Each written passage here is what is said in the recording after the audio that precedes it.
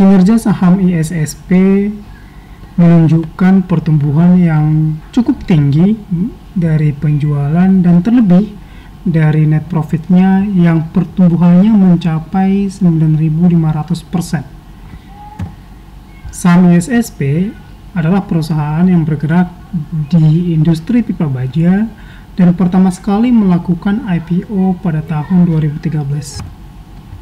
Oke, melihat angka pertumbuhan yang cukup tinggi, baik dari sales dan juga net profitnya, kita akan lebih spesifik lagi melihat yang pertama kualitas salesnya dan juga yang kedua bagaimana pertumbuhan sales hanya 31% tetapi pertumbuhan laba bersihnya itu mencapai 9.000-an%. Di sini kita lihat bahwa penjualan dan pendapatan perusahaan mencapai 2,1 triliun merupakan dari akumulasi penjualan produk perusahaan yang mencakup pipa air, pipa mekanis, pipa perabot, dan lain sebagainya.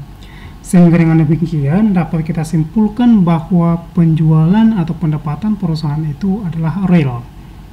Ada kalanya bahwa perusahaan membukukan peningkatan kinerja yang tinggi, tetapi hal itu merupakan akibat dari penjualan aset-asetnya.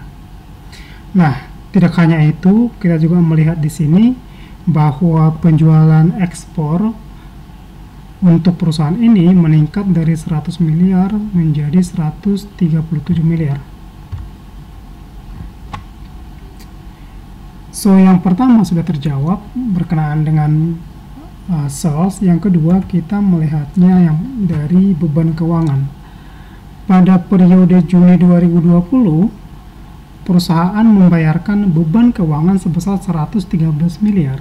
Akan tetapi di Juni 2021 hanya membayarkan sebesar 83,6 miliar, yang berarti bahwa salah satu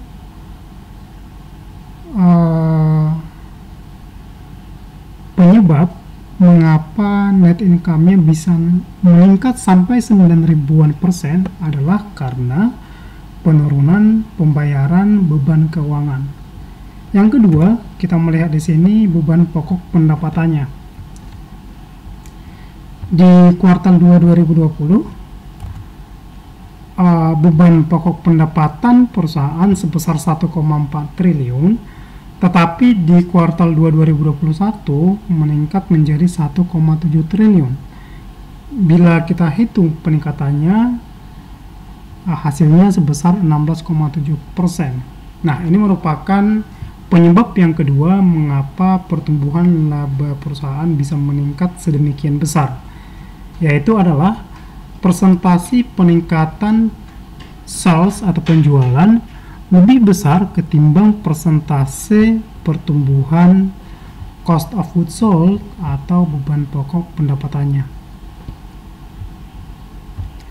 Nah, itu merupakan kinerja kuartalannya. Kita sekarang bisa melihat kinerja historis tahunan dari 2013 sampai dengan 2021 kuartal 2. Oke.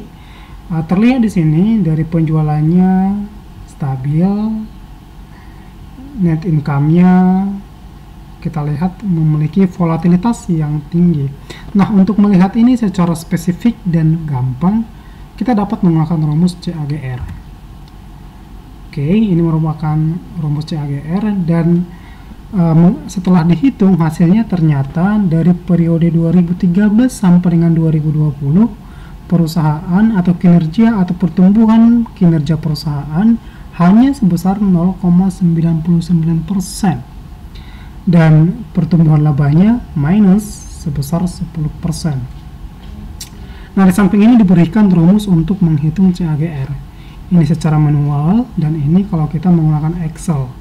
Tapi disarankan untuk tidak menghitungnya secara manual karena itu pasti sangat ribet sekali.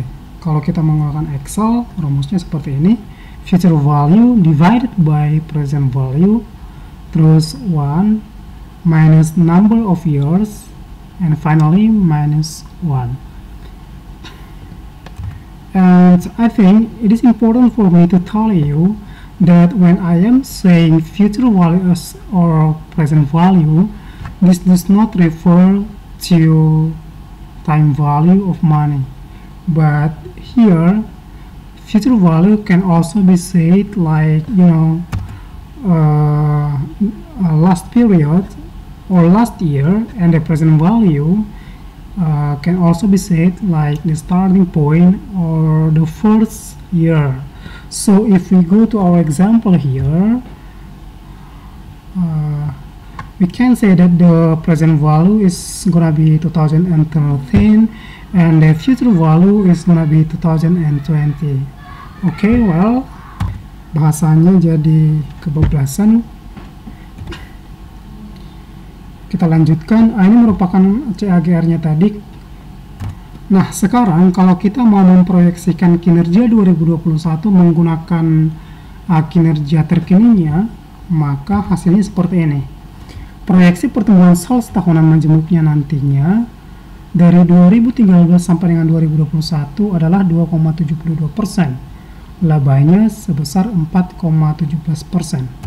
Kesimpulannya, kalau kita menggunakan metode pertumbuhan, maka saham ini sebenarnya tidak masuk ke kategori bertumbuh, meskipun di tahun 2021 menunjukkan signal pertumbuhan yang baik.